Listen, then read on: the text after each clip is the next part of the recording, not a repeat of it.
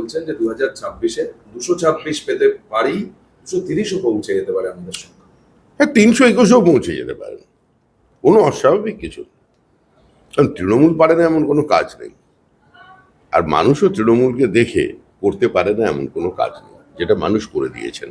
খেলা শেষ। নিজে স্ট্রং রুম পাহারা দেবো, প্রয়োজনে 3 দিন রাস্তায় থাকবো, গণনা কেন্দ্রে থাকবো আমি বলছেন। আসলে পঞ্চায়েত নির্বাচন, মিউনিসিপ্যালিটি নির্বাচন, কর্পোরেশন নির্বাচন, এই নির্বাচনগুলো তৃণমূল কংগ্রেস যেভাবে করেছে,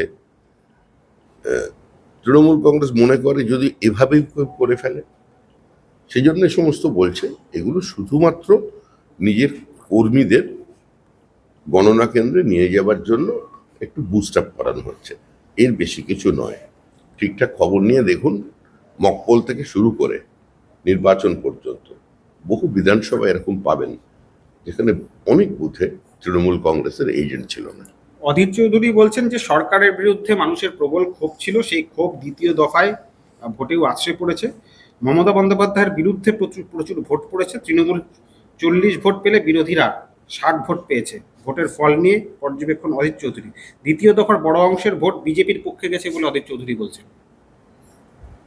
দেখুন, এই চৌধুরী রাজনীতি বোঝেন, মাটি চেনেন, মুখ্যমন্ত্রীও চেনেন, দুজনেই জানেন ভোটের ফলাফল কি হতে চলেছে। নিজস্ব রাজনৈতিক বোধ থেকে এবং দীর্ঘদিনের রাজনৈতিক অভিজ্ঞতা থেকে মুখ্যমন্ত্রীও যে কথা বলেছেন তৃণমূল থাকলে আবার দেখা হবে, সেটাও ঠিক, এবং অধীরবাবু যেটা বলছেন সেটাও ঠিক। 13 এপ্রিল কয়লা পাচার মামলায় অর্থ তছরূপের অভিযোগে যে গ্রেপ্তার করা হয়েছিল বিনেশ চান্ডেলকে, আইপ্যাকের ডিরেক্টর, তিনি ভোট শেষ হতেই জামিন পেয়ে গেলেন। জামিন পাওয়ার তো একটা আইনগত অধিকার আছে, প্রত্যেকেই জামিন পেতে পারে। জামিন পাওয়ার অর্থ এই নয় যে তার উপরে যে অভিযোগগুলো ছিল সেগুলো সম্পূর্ণ খারিজ হয়ে যাওয়া। গণনা কেন্দ্র পরিবর্তন নিয়ে আদালতে গেল, কলকাতা হাইকোর্টে গেল তৃণমূল কংগ্রেস, এবং একাধিক গণনা কেন্দ্র পরিবর্তন করা হয়েছে এই অভিযোগ তুলে কলকাতা হাইকোর্টের মামলায় করতে গেল তৃণমূল কংগ্রেস। তৃণমূল কংগ্রেসের চিরকাল গণনা পরিবর্তনের জায়গা বদল করেই নির্বাচনে বিরোধীদের উপরে আক্রমণ নিয়ে আসে।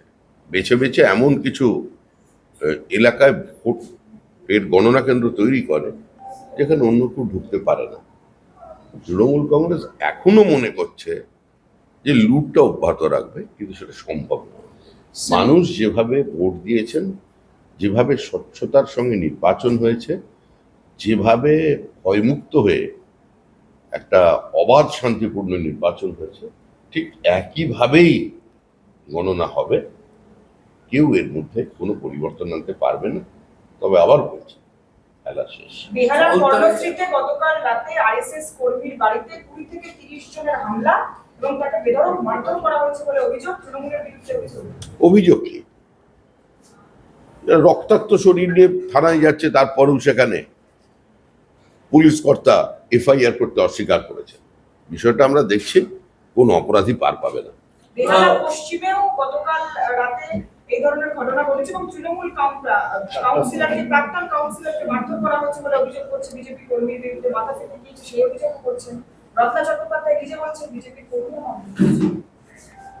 বিজেপির এত শক্তি হয়ে গেছে, ভাবলেও আর ভালো লাগে। এই ধরনের মারামারি, মাথা ফাটাফাটির মধ্যে আমরা নেই। তৃণমূলই তৃণমূলের মাথা ফাটিয়েছে, এবং 4 মে আমরা রাজ্যপালের কাছে আবেদন জানাবো, নির্বাচন কমিশনের কাছেও আবেদন জানাবো যে তৃণমূলকে তৃণমূলের হাত থেকে বাঁচানোর জন্য তারা যেন উপযুক্ত কিছু ব্যবস্থা নেয়। পুনর্নির্বাচনের আপনারা আবেদন করেছেন ফলতা সহ একাধিক জায়গায়। সিইও নিজে মনিটর করছেন রিপোল এবং ডায়মন্ড হারবার, যেখানে ফলতা পড়ে, সেই ডায়মন্ড হারবারের রিপোল পর্যবেক্ষণের জন্য ইতিমধ্যে সুব্রত গুপ্ত তিনি পৌঁছে গিয়েছেন ডায়মন্ড হারবার। দেখুন, আমরা আমাদের দাবি জানিয়েছি নির্বাচন কমিশনকে, এবং ঘটনার সত্যতা আছে কি না সেটা তো সংবাদ মাধ্যমেও প্রকাশিত। আমরা তথ্য সামগ্রী যা আমাদের কাছে আছে, যা অভিযোগ আছে, সেটা নির্বাচন কমিশনকে জানিয়েছি। এরপর নির্বাচন কমিশন তাদের সিদ্ধান্ত নেবে। শেষ প্রশ্ন শ্রমিকদা, সেটা হচ্ছে যে এসআইআর এর গুঁতো খেয়ে মানুষ দলে দলে ভোট দিল, এত পার্সেন্টেজ পোল এটা দেখে আপনারা মানুষের- এক সেকেন্ড এটা- এত পার্সেন্টেজ পোল দেখে আপনারা উল্লসিত হলেন, কিন্তু এই ভোট যে আপনাদের পক্ষে যাচ্ছে বা চলে যাচ্ছে, এটা কোন অঙ্কে আপনারা ভাবছেন, কেন ভাবছেন? আমরা তো কিছুই ভাবছি না, আপনারা আমাকে তো ভাবতে বাধ্য করাচ্ছেন। আমরা কিছুই ভাবছি না, আমরা বলছি খেলা শেষ। Shamika, like Korea CM to said Afghanistan. that she'll be on ground if required on the counting day. What is BJP's preparation for May 4? I mean, on the result day? How? Mamata Banerjee for election against common people of West Bengal, and people had applied their mind that under any circumstances they're going to oust Trinamool Congress, and Trinamool Congress passes away. Trinamool Congress একটা কথা বলছে যে মহিলা vote সম্পূর্ণ তাদের পক্ষে গিয়েছে এবং আগামী ফলের দিন লক্ষ্মীর ভান্ডারে প্রত্যাবর্তন হবে তাদের। আমি তো শুনেছি শিশুদের ভোট তৃণমূল কংগ্রেসের পক্ষে, ভোট গেছে তৃণমূল কংগ্রেসের পক্ষে। যারা এখনো ভোটাধিকার পাননি ওই ভোটটাই তৃণমূলের পক্ষে। শেষ গড়িয়াতে প্রশ্ন, এই যে- আপনাদের পোলিং অফিসার তাকে মারধর করার অভিযোগ উঠছে। আর এসব মারামারির গল্প ছাড়ো, এখন কত কি হয়ে আপনাদের যাচ্ছে। পোলিং অফিসার শেষ প্রশ্ন, সে আমরা বুঝে নিচ্ছি এখন। শেষ প্রশ্ন, কাউন্টিং সেন্টার যেখানে এর আগেও বিভিন্ন সময় বিভিন্ন অভিযোগ উঠেছে বিজেপির তরফে, সেই কাউন্টিং সেন্টারের জন্য রাজ্য সভাপতি তার কর্মীদের কি বার্তা দিয়ে রাখছেন? কারণ স্ট্রং রুম, কাউন্টিং সেন্টার, এটা কতটা সব- প্রস্তুত বিজেপি? আমরা কি বার্তা দিচ্ছি এবং কি বার্তা দেব, আমাদের প্রস্তুতিটা কি, সেটা আমরা যদি জানাতে পারতাম তাহলে আপনার খবরের সুবিধা হতো। দুঃখিত, সেটা আমি কিছু বলবো না।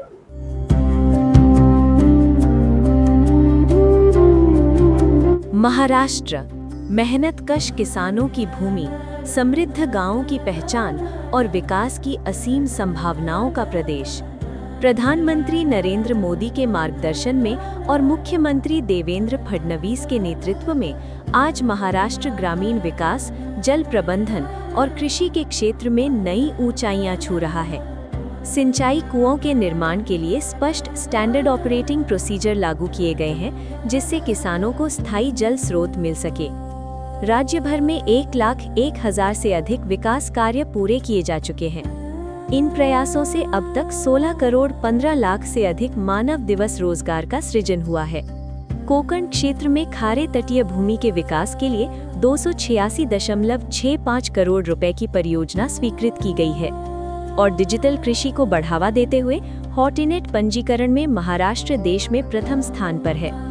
जल प्रबंधन में उत्कृष्ट कार्य के लिए राष्ट्रीय जल पुरस्कार 2024 में महाराष्ट्र को देश का सर्वश्रेष्ठ राज्य घोषित किया गया है। राज्य सरकार ने पंप्ड स्टोरेज परियोजनाओं के लिए 51 समझौता ज्ञापनों पर हस्ताक्षर किए हैं, जिनसे 70,000 मेगावाट क्षमता विकसित होगी। इन परियोजनाओं से लगभग 3.83 लाख करोड़ रुपए का निवेश आएगा और 1.13 लाख से अधिक रोजगार के अवसर पैदा होंगे। इसके साथ ही नदी जोड़ परियोजनाओं और सिंचाई योजनाओं को तेजी से आगे बढ़ाया जा रहा है। प्रधानमंत्री किसान सम्मान निधि योजना की 21वीं किश्त के तहत 1,808 करोड़ रुपए सीधे 90 लाख किसानों के खातों में पहुंचाए गए हैं। राज्य में प्राकृतिक खेती मिशन को बढ़ावा दिया जा रहा है। किसानों के लिए फार्मा मोबाइल ऐप और डिजिटल किसान आईडी, एग्री स्टैक जैसी आधुनिक व्यवस्थाएं शुरू की गई हैं। कृषि में नई तकनीक लाने के लिए महा एग्री एआई पॉलिसी 2025-2029 लागू की गई है। साथ ही कृषि समृद्धि योजना के अंतर्गत 25,000 करोड़ रुपए का निवेश किया जा रहा है और पीएम एफएमई व्यक्तिगत इकाइयों में महाराष्ट्र आज पूरे भारत में प्रथम स्थान पर है। प्रधानमंत्री नरेंद्र मोदी के मार्गदर्शन में और मुख्यमंत्री देवेंद्र फडणवीस के नेतृत्व में महाराष्ट्र बना रहा है समृद्ध गांव, सुरक्षित जल संसाधन और समृद्ध किसान। नया विश्वास, नया विकास, नया महाराष्ट्र।